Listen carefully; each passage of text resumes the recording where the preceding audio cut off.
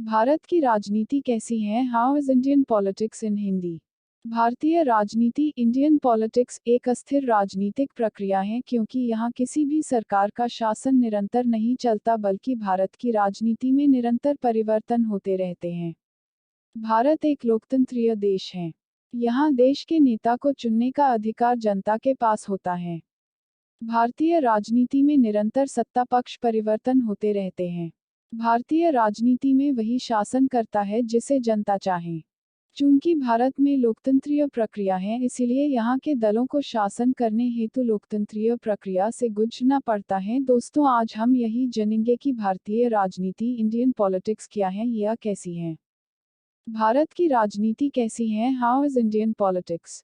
भारत की राजनीति के पहलुओं को समझने से पहले यह जानना आवश्यक है कि यहाँ ऐसे कौन कौन से राजनीतिक हैं जिनको जनता ने अपना जनमत प्रदान किया है। अगर हम भारत की बात करें तो अभी तक दो दल ही ऐसे हैं जिनका भारत की राजनीति में बोलबाला है, अर्थात जिन पर जनता ने अपना विश्वास दिखाया है।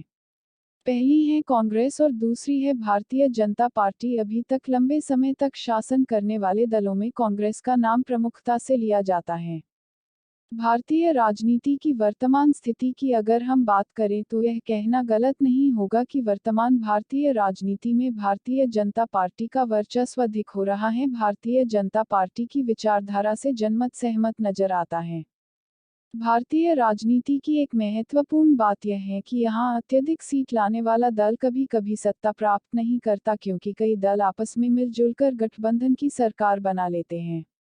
भारतीय राजनीति में कांग्रेस, भारतीय जनता पार्टी, समाजवादी पार्टी, भारतीय समाजवादी पार्टी और आप की सत्ता ने राजनीतिक प्रबलता हासिल की है।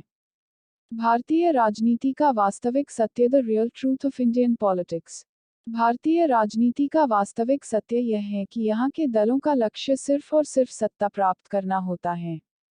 जनहित राजनीतिक दलों के लिए उतना महत्व नहीं होता जितना सत्ता पर शासन करना होता है।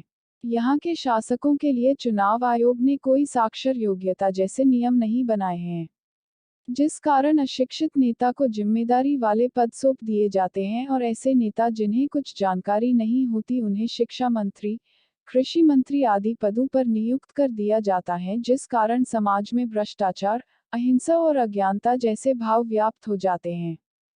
यह सभी हमें क्षेत्रीय और राज्य स्तर की राजनीति पर अक्सर देखने को मिलता है क्योंकि अगर हम इतिहास उठाकर देखें तो भारतीय राजनीति केंद्रीय स्तर पर सुलझी हुई नजर आती है। भारत देश में बनने वाले अभी तक के सभी प्रधानमंत्री का व्यक्तित्व उच्च कोटि का रहा है, चाहे हम जवाहरलाल नेहरू से लेकर नरेंद्र मोदी तक की ही क्यों न बात करें।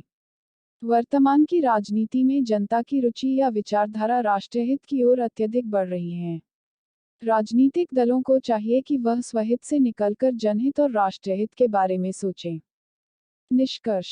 दोस्तों, भारत देश ने विश्व का सदैव मार्गदर्शन किया है। भारतीय राजनीति को उच्च कोटि की राजनीति के रूप में देखा जाता है।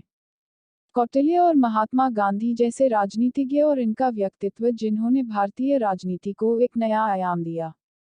भारत की राजनीति इंडियन पॉलिटिक्स सदैव जनहित केंद्रित रही है। जो शासक वास्तव में जनहित के संबंध में सोचता है उसे ही जनमत प्राप्त होता है और वही शासन करता है। दोस्तों, आज आपने भारत की राजनीति इंडियन पॉलिटिक्स इन हिंदी के बारे में जाना। आपको हमारे इन विचारों से प्रेरणा मिली हो और अपने कुछ नया जाना हो तो इस पोस्ट को शेयर करें और अपने विचारों को हम तक पहुंचाने के लिए हमें कमेंट करें।